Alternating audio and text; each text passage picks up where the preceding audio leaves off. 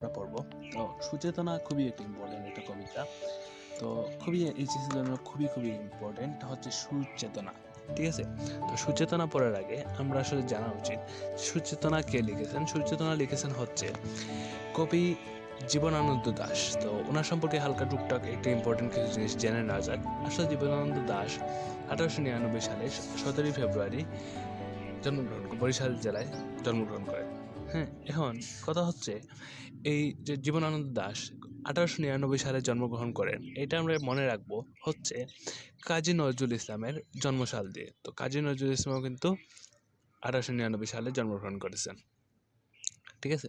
আচ্ছা, আমরা একটা জিনিস চিন্তা করি যে জীবনানন্দ দাশ কিন্তু আমাদের খুবই পরিচিত একজন কবি। তো উনি উনি কিন্তু অনেক কিছু লিখেছেন। তো অনেক সাহিত্য সাধনায় অনেক কিছু করছেন। তো শেষ মুহূর্তে উনাকে আসলে একটা অলৌকিক একটা কাহিনী ঘটে ওনার সাথে। কাহিনীটা হচ্ছে যে 1954 সালে, অর্থাৎ উনি জন্মগ্রহণ করার পর মাত্র 55 বছর বয়সে, 22 অক্টোবর কলকাতায় ট্রাম দুর্ঘটনার কারণে উনি মারা যান। তো খুবই একটা দুঃখজনক কাহিনী যে ট্রাম দুর্ঘটনার ফলে উনি মারা যান। তো এটা খুবই কাহিনী। তো ওনার এই জিনিসটা খুবই ইম্পর্ট্যান্ট এই জিনিসটা। আর এই যে সুচেতনা যেটা, এটা হচ্ছে অক্ষরবৃত্ত ছন্দে রচিত। আমরা জানি এটা হচ্ছে অক্ষরবৃত্ত ছন্দে রচিত। তো সুচেতনা যে কবিতাটা, সেটা হচ্ছে অক্ষরবৃত্ত ছন্দে রচিত। এটা হচ্ছে একটা ইম্পর্ট্যান্ট একটা এমসিকিউ এর জন্য। এটা যেহেতু আমরা ওয়ান শট পড়তেছি, তাই জন্য আমরা বলে দিচ্ছি। আচ্ছা, জীবনানন্দ দাশের পিতা হচ্ছে সত্যেন্দ্রনাথ দাশ এবং মাতা হচ্ছেন কুসুম কুমারী দাস। ঠিক আছে? তো এই ছিল হচ্ছে ওনার প্রতি একটা ইম্পর্ট্যান্ট একটা এমসিকিউ এর জন্য কিছু জানা কথা। আর একটা জিনিস যে রবীন্দ্রনাথ ঠাকুর জীবনানন্দ দাশের কবিতাকে চিত্র রূপময় বলেছেন। এটা কিন্তু মনে রাখতে হবে যে কবিগুরু রবীন্দ্রনাথ দাশ রবীন্দ্রনাথ ঠাকুর জীবনানন্দ দাশের কবিতাকে চিত্র রূপময় বলেছেন এবং বুদ্ধদেব বসু তাকে বলেছেন নির্জনতম কবি। তাইলে রবীন্দ্রনাথ ঠাকুর বলেছেন হচ্ছে চিত্র রূপময় এবং বুদ্ধদেব বলেছেন হচ্ছে যিনি হচ্ছেন নির্জনতম কবি। এবার আমরা সরাসরি পাঠ পাঠে চলে যাব। তো শুরু করা যাক। আচ্ছা, সুচেতনা। সুচেতনা, তুমি এক দূরতর দ্বীপ বিকেলের নক্ষত্রের কাছে। এটা হচ্ছে ফার্স্ট লাইন। সুচেতনা, তুমি এক দূরতর দ্বীপ বিকেলের নক্ষত্রের কাছে। আসলে এখানে কবি কি বুঝিয়েছেন? এই লাইনটা দ্বারা আসলে কবি বুঝিয়েছেন যে এখানে সুচেতনা হচ্ছেন একজন প্রকৃত শুভ চেতনার ইঙ্গিতবাহী। সুচেতনাকে তিনি শুভ একটা চেতনা ধরেছেন এবং কবির দৃষ্টিতে সুচেতনা আসলে বিচ্ছিন্ন এবং বিক্ষিপ্ত এবং কোনো এক দূরবর্তী দ্বীপ বা নক্ষত্রের মতো। আসলে এখানে তিনি বলেছেন যে সুচেতনা, তুমি এক দূরতর দ্বীপ, অর্থাৎ দূরের একটা দ্বীপের মতো বিকেলের নক্ষত্রের কাছে, একটা বিকেলের নক্ষত্রের মতো। এই চেতনার বিস্তার সর্বত্র হলো। এটা কিন্তু সম্পূর্ণরূপে সব জায়গায় উপস্থিত নয়। তো এটাই, অর্থাৎ তিনি এইখানে যেটা বুঝিয়েছেন যে আসলে সুচেতনা হচ্ছে একটা শুভ শুভ শুভ চেতনার ইঙ্গিত। এবং তিনি এই সুচেতনাকে কিসের সাথে তুলনা করেছেন? একটা দূরবর্তী দ্বীপ, বিচ্ছিন্ন একটা দ্বীপের সাথে তুলনা করেছেন এবং বিকালের নক্ষত্রের সাথে তিনি এই সুচেতনাকে তিনি কি করেছেন? এই তুলনা করেছেন। তারপরের লাইন হচ্ছে এই পৃথিবীর রক্ত সফলতা সত্য তবু শেষ সত্য নয়। খুবই একটা চমৎকার লাইন। এটা দ্বারা কবি কি বুঝেছেন? পৃথিবীতে সভ্যতার অগ্রগতির সঙ্গে পাল্লা দিয়ে বেড়েছে হিংসা, বিদ্বেষ, রক্তপাত, হানাহানি। আপাত দৃষ্টিতে এ সকল ধ্বংসাত্মক কর্মকাণ্ডের প্রসার আমাদের উৎক্ষিপ্ত করলেও এটাই আমাদের শেষ কথা নয়। অর্থাৎ এই পৃথিবীতে রক্ত সফলতা সত্য। অর্থাৎ আসলে আমরা জানি যে এই পৃথিবীতে মারামারি, হানাহানি, একে অপরকে খুন করা, এগুলো সত্য। কিন্তু এইটাই আসলে আসল সত্য নয়। এই ধ্বংসাত্মক প্রসার বা এই ধ্বংসের প্রসার আমাদের আসলে কিন্তু মোটেও কল্যাণজনক নয়। আর এটা আসলে এটাই শেষ কথা নয়। বস্তুত প্রেম, ভালোবাসা, তারপর ঐক্যের বন্ধন, এটাই হচ্ছে আমাদের অগ্রগতির মূল সুর। তাহলে এই লাইনটা দ্বারা কবি এগুলোই বুঝেছেন যে এই পৃথিবীর রণরক্ত সফলতা সত্য, কিন্তু শেষ সত্য নয়। তাহলে শেষ সত্যটা কোনটা? শেষ সত্য হচ্ছে বস্তুত প্রেম, ভালোবাসা, ঐক্যের বন্ধনই সভ্যতার অগ্রগতির মূল সুর। আচ্ছা, এরপরের লাইন বলছেন, পৃথিবীর মানুষকে মানুষের মতো ভালোবাসা দিতে গিয়ে তবু দেখেছি আমার হাতে হয়তো নিহত ভাই বোন বন্ধু পরিজন পড়ে আছে। এটা খুবই খুবই একটা চমৎকার লাইন। এটা যদি তুমি পড়ো তাহলে বুঝতে পারবা। এখানে কবি বলেছেন, পৃথিবীর মানুষকে মানুষের মতো ভালোবাসা দিতে গিয়ে তবু দেখেছি আমারই হাতে হয়তো নিহত ভাই বোন বন্ধু পরিজন পড়ে আছে।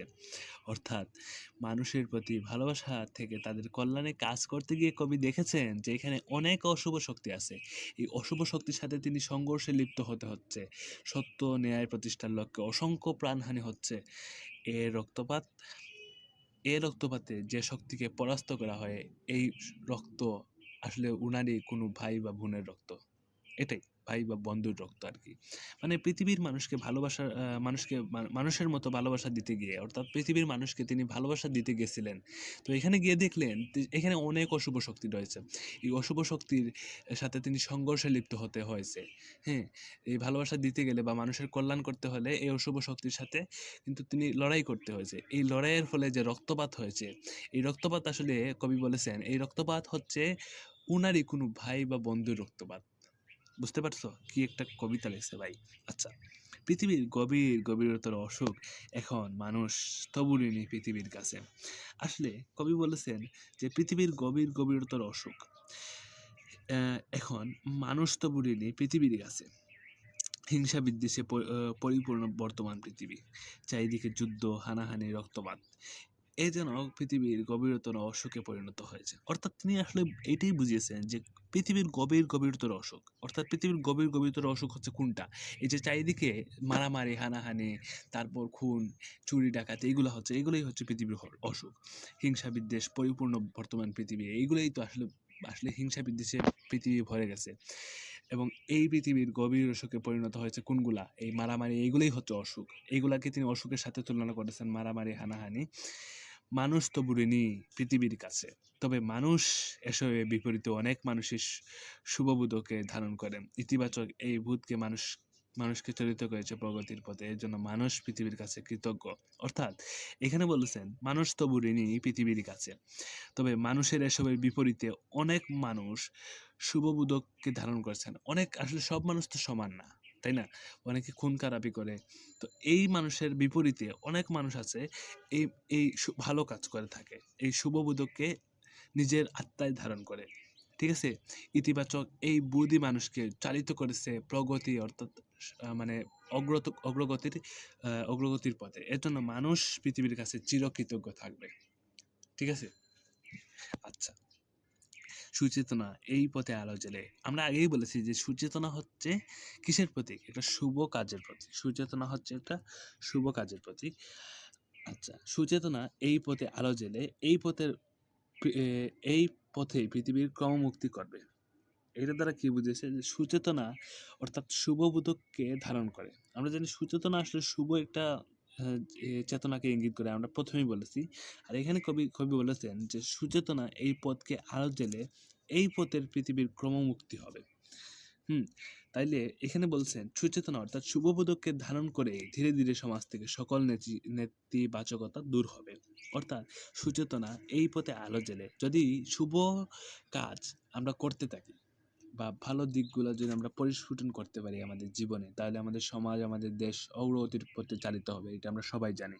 তো এখানে কবি এই কথাই বলতে চেয়েছেন যে সুচেতনা এই পথে আলো জ্বেলে এ পথের পৃথিবীর ক্রমমুক্তি হবে। সুচেতনা অর্থাৎ শুভবোধককে ধারণ করে ধীরে ধীরে সমাজ থেকে সকল নেতিবাচকতা দূর হবে। অর্থাৎ আমরা যদি এই সুচেতনা এই চেতনাকে বুকে ধারণ করি, তাহলেই আমাদের এই নেতিবাচকতা দূর হবে। এ পথেই পৃথিবীর ক্রমমুক্তি হবে। অর্থাৎ এই পথেই কিন্তু পৃথিবীটা অগ্রগতির পথে এগোবে।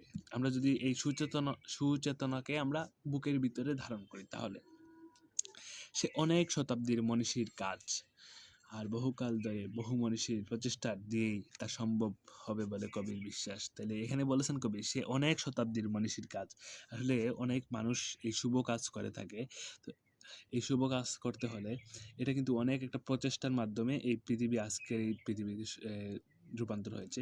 আর বহুকাল ধরে মনীষী অর্থ কারা, মনীষী কারা, যারা ভালো কাজ করে থাকে এদেরকেই আমরা মনীষী বলে থাকি। বহুকাল ধরে মনীষীর প্রচেষ্টায় অর্থাৎ ভালো কাজের মানুষদের প্রচেষ্টার মধ্য দিয়েই তা সম্ভব হবে বলে কবির বিশ্বাস। কি সম্ভব হবে? অর্থাৎ এই পৃথিবীর যে অগ্রযাত্রা, পৃথিবীর যে ভালো, যে সামনের যে অগ্রযাত্রা হবে, এই মনীষীর যে অনেক প্রচেষ্টা, মানে ভালো মানুষদের প্রচেষ্টার ফলেই কিন্তু এই কাজটা সম্ভব হবে বলে কবি বিশ্বাস করেন। আচ্ছা, আমাদের মতো ক্লান্তিহীন নাবিকের হাতে গড়ে দেব আজ নয় ঢের দূর অতিক্রম প্রভাতে। অর্থাৎ কবির বিশ্বাস সুদূর ভবিষ্যতে নতুন প্রজন্মের হাত ধরেই আলোকজল পৃথিবী গড়ে উঠবে। অর্থাৎ আমাদের মতো ক্লান্তিহীন নাবিকের হাতে গড়ে দেব আজ নয় ঢের দূর অতিক্রম প্রভাতে। অর্থাৎ কবি এখানে বলছেন যে কবির বিশ্বাস সুদূর ভবিষ্যতে নতুন প্রজন্মের হাত ধরেই আলোকজল পৃথিবী গড়ে উঠবে।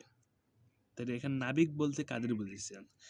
নাবিক বলতে যে আমাদের যে উত্তরসূরি যারা আছে বা আমাদের পরবর্তী প্রজন্মের যারা আছে তাদের কথাই বলছেন। আমাদের মতো ক্লান্তহীন নাবিকদের গড়ে দেওয়া আজ নয় ঢের দূর অতিক্রম প্রভাতে। কবির বিশ্বাস সুদূর ভবিষ্যতে নতুন প্রজন্মের হাতে আলোক উজ্জ্বল পৃথিবী গড়ে উঠবে।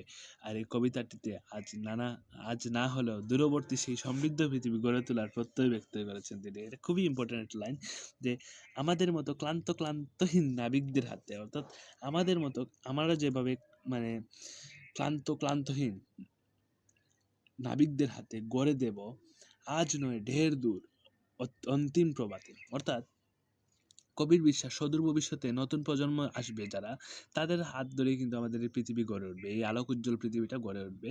আর তাই কবিতাটিতে আজ না হলেও দূরবর্তী সেই সমৃদ্ধ পৃথিবীর গড়ে তোলার প্রত্যয় এখানে তিনি কবি ব্যক্ত করেছেন। এটা আমরা বুঝতে পারছি এই লাইন থেকে। আচ্ছা, মাটি পৃথিবীর টানে মানব জন্মের ঘরে কখনো এসেছি, না এলেই ভালো হতো অনুভব করে। এসে যে গভীরতায় লাভ হলো সে সব বুঝেছে। এখানে কবি বুঝেছেন মাটির পৃথিবীর টানে মানব জন্মের ঘরে কখন এসেছি, না এলেই ভালো হতো অনুভব করে। অর্থাৎ পৃথিবীতে সংঘটিত অসংখ্য নেতিবাচক ঘটনা প্রত্যক্ষ করে কবির মনে হয় পৃথিবীতে জন্ম না নিলেই হয়তো ভালো হতো। পৃথিবীতে যত আসলে খুন খারাপি, তারপর খারাপ কাজ যেগুলো দেখেন কবি, এগুলো দেখে কবির মনে কিন্তু অনেক প্রশ্ন জাগে, এই পৃথিবীতে আসলে না এলেই আমার ভালো হতো। কিন্তু পরক্ষণে এই পৃথিবীর স্নেহের দান, এই যে পৃথিবীর মায়া, এইটা কিন্তু ওনাকে আবদ্ধ করে ফেলে, কিন্তু ঠিক পরক্ষণে ওনাকে আবদ্ধ করে। এই জন্য কবি বলেছেন যে এসে যে গভীরতায় লাভ হলো সে সব বুঝেছি। কিন্তু পরক্ষণে যে পৃথিবীর যে দান, যেটা স্নেহের যে মমতা আবদ্ধ করে কবিকে রেখেছে, এই দান এবং ভালো কাজ অর্থাৎ শুভবোধককে শুধু নেতিবাচক তুমি যদি প্রত্যক্ষ করো তাহলে হবে না, তুমি কিন্তু ভালো দিকগুলো কিন্তু প্রত্যক্ষ করতে হবে। তাই জন্য কবি এখানে লিখছেন যে শুভ কাজ বা শুভবোধক প্রত্যক্ষ করে তিনি আসলে খুবই আনন্দিত হয়েছে। পৃথিবীতে আসলে যে খারাপ কাজ আছে তাই না, অনেকে ভালো কাজ করে, এই শুভ বা ভালো দিক আছে। পৃথিবীতে শুধু খারাপ দিক আছে এমন কোনো কথা নেই, ভালো দিকও আছে। এই ভালো দিক দেখে কবি বলেছেন না, আসলে আমার এই পৃথিবীতে জন্ম নেওয়া সার্থক। প্রথমে তিনি বলেছেন এই পৃথিবীতে খুন খারাপি বা নেতিবাচক দিকগুলা তিনি মনের মধ্যে এনেছেন এবং প্রশ্ন করেছেন নিজেকে যে আসলে এই পৃথিবীতে না এলেই ভালো হতো। কিন্তু ঠিক এর পরবর্তীতে আবার মনে প্রশ্ন জাগছে যে না রে, পৃথিবী তো আমাকে অনেক মায়ায় মানে আবদ্ধ করে রেখেছে। পৃথিবীর এই দান, স্নেহের দান, এই বাতাস, এই মাটি, এগুলো তো পৃথিবীরই দান। এই পৃথিবীতে অনেক ভালো কাজ হয়েছে, অনেক ভালো শুভ জিনিস হয়েছে বা ভালো কল্যাণময় জিনিস হয়েছে। এইগুলো ভেবে তিনি নিজে আসলে খুবই আনন্দিত হচ্ছে। এইখানে এই লাইনটা দ্বারা এইখানে বোঝানো হয়েছে। দেখেছি আবার এরপরের লাইনটা, দেখেছি যা হলো হবে মানুষের যা হবার নয়। দেখেছি যা হলে হবে, না হলে মানুষের যা হবার নয়। শাশ্বত রাত্রির বুকে সকালে অনন্ত সূর্যোদয়। কবির যা হয়েছে, যা হবে আর যা হওয়া উচিত নয়, তার সবই প্রত্যক্ষ করেছে। আসলে কবি এখানে বলছেন যে যা হয়ে গেছে, যা হবে অথবা যা ভবিষ্যতে হওয়ার কথা, হ্যাঁ, এই সবগুলোই তিনি প্রত্যক্ষ করেছেন। হ্যাঁ, কিন্তু তিনি জানেন বিরাজমান এই অন্ধকারে অন্তরালে রয়েছে মুক্তির দিশা। এই আসলে এইগুলোতেই কিন্তু মুক্তি আছে। এক্ষেত্রে সচেতনতা শুভ যে ইঙ্গিতটা রয়েছে, শুভ দিকটা, এই শুভ দিকটার বিকাশের মধ্য দিয়ে অন্ধকারকে দূর করা সম্ভব হবে। হ্যাঁ, এর সঙ্গে দেখা দিবে মিলবে আলোকোজ্জ্বল এক নতুন পৃথিবীর। আসলে সুচেতনার দ্বারা সম্পূর্ণরূপে কবি একটা শুভ দিককে ইঙ্গিত করেছেন। এই শুভ দিক অর্থাৎ ভালো কাজ, নৈতিকতা এগুলো এই শুভ দিককে ইন্ডিকেট করে, ঠিক আছে? তো এই অন্ধকার কখন দূর হবে? এই পৃথিবীর যে অন্ধকার, এই অন্ধকার থেকে মুক্তির লাভ হচ্ছে সুচেতনা অর্থাৎ এই শুভ দিক, ঠিক আছে? ওকে।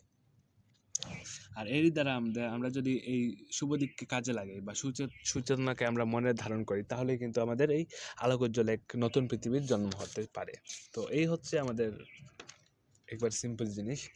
এইটার থেকে তোমার টপ মার্কস এমসিকিউ যেগুলো, এগুলো আমি পাটেই বুঝাই ফেলছি মাত্র 15 বা 16 মিনিটে। তোমার এই কবিতা কভার হয়ে গেল। এইগুলো তুমি এই এই এই যেগুলো পড়াইছি তোমাকে, এই এই এই পড়ানোর থেকেই তোমার কিন্তু তুমি সিকিউ লিখতে পারবা, ঠিক আছে? এবং এইটার মেইন টপিক